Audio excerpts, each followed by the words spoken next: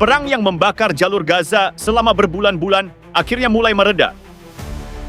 Tank-tank Israel yang dulu memenuhi jalanan, kini perlahan ditarik mundur. Pasukan IDF yang selama ini menjadi simbol dominasi militer Israel di wilayah itu, kini meninggalkan garis depan. Apakah ini pertanda akhir perang? Ataukah hanya jeda dalam babak panjang konflik yang tak kunjung usai? Gencatan senjata ini muncul setelah serangkaian perundingan intens di bawah tekanan internasional. Diplomat dari Mesir, Qatar, dan Amerika Serikat berperan besar di balik layar, menekan Israel agar menahan diri. Pemerintah Israel akhirnya menyetujui kesepakatan yang memuat beberapa poin penting. Pertama, penarikan pasukan IDF secara bertahap dari wilayah Gaza. Kedua, jaminan penghentian operasi militer udara dan darat. Ketiga, pembukaan jalur kemanusiaan dan distribusi bantuan untuk warga sipil. Langkah ini disambut dunia dengan harapan besar. Namun, bagi sebagian analis, kesepakatan itu justru menimbulkan lebih banyak pertanyaan. Di lapangan, proses penarikan terlihat nyata. Unit lapis baja Israel terlihat meninggalkan area Khan Yunis dan Rafah. Truk-truk logistik melintasi perbatasan menuju Israel dengan kecepatan teratur. Namun saksi mata menyebut, pasukan tidak benar-benar meninggalkan semua titik strategis. Sebagian posisi militer Israel masih terlihat di perbatasan utara dan timur Gaza, mengawasi jalur masuk ke wilayah itu. Analis militer menyebut langkah ini sebagai tactical repositioning, bukan penarikan penuh. Artinya Israel mundur dari wilayah perkotaan, tapi tetap mempertahankan kemampuan serangan cepat kapanpun diperlukan. Tak ada gencatan senjata tanpa pertukaran kepentingan. Menurut laporan dari berbagai sumber diplomatik, kesepakatan ini melibatkan 3 hal utama. Penghentian sementara operasi militer. Israel menyetujui untuk menahan serangan udara selama periode gencatan. Pertukaran tahanan, sejumlah tawanan dan sandera dari kedua pihak akan dipertukarkan di bawah pengawasan PBB dan Palang Merah. Masuknya bantuan kemanusiaan. Truk-truk bantuan mulai melintasi perbatasan Rafah dan Kerem Shalom, membawa makanan, obat-obatan, dan bahan bakar. Namun, di balik semua itu, ada poin yang tak diucapkan secara resmi. Tekanan politik internasional yang semakin berat di hadapan Israel. Selama berbulan-bulan, citra Israel di mata dunia jatuh drastis. Ribuan korban sipil, rumah sakit yang hancur, dan laporan pelanggaran HAM membuat banyak negara kehilangan simpati. Di Eropa, gelombang demonstrasi anti-perang menggema.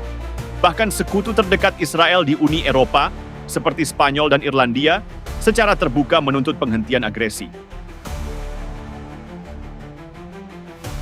Di Amerika Serikat sendiri, tekanan publik semakin kuat terhadap pemerintahan Washington.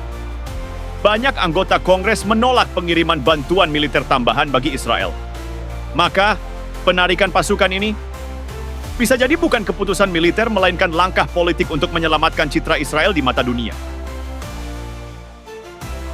Bagi rakyat Gaza, penarikan pasukan membawa harapan baru, sekaligus ketakutan lama. Harapan untuk pulang. Tapi juga ketakutan bahwa perang bisa dimulai kapan saja lagi. Sebagian besar wilayah Gaza kini berubah menjadi puing-puing.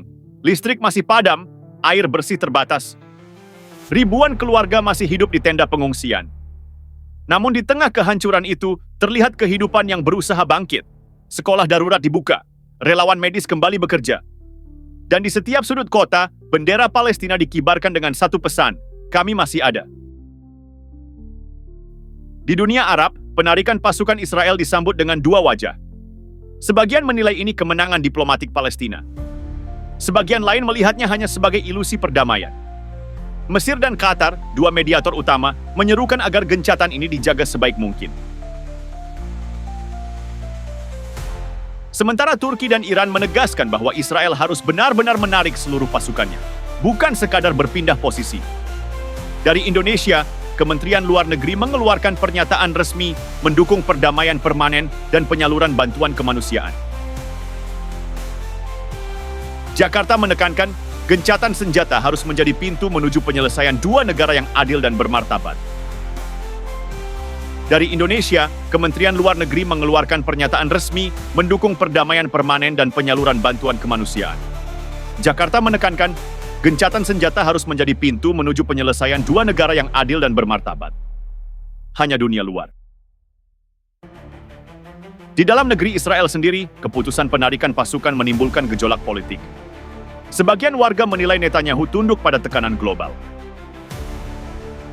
Sementara kelompok konservatif menuduh pemerintah terlalu lemah terhadap Hamas. Tekanan politik ini bisa menjadi faktor yang menentukan apakah gencatan ini bertahan lama atau justru pecah menjadi perang baru. Inilah pertanyaan terbesar. Apakah penarikan pasukan berarti perang sudah tamat? Faktanya sejarah konflik Israel-Palestina tak pernah selesai hanya dengan penarikan. Setiap kali senjata berhenti berbunyi, selalu ada babak baru, diplomasi yang rapuh, provokasi di perbatasan, atau konflik di balik layar politik internasional. Selama status Gaza belum jelas, selama blokade belum benar-benar diakhiri, selama rakyat Palestina belum mendapatkan hak penuh atas tanahnya, maka perdamaian hanyalah jeda, bukan akhir.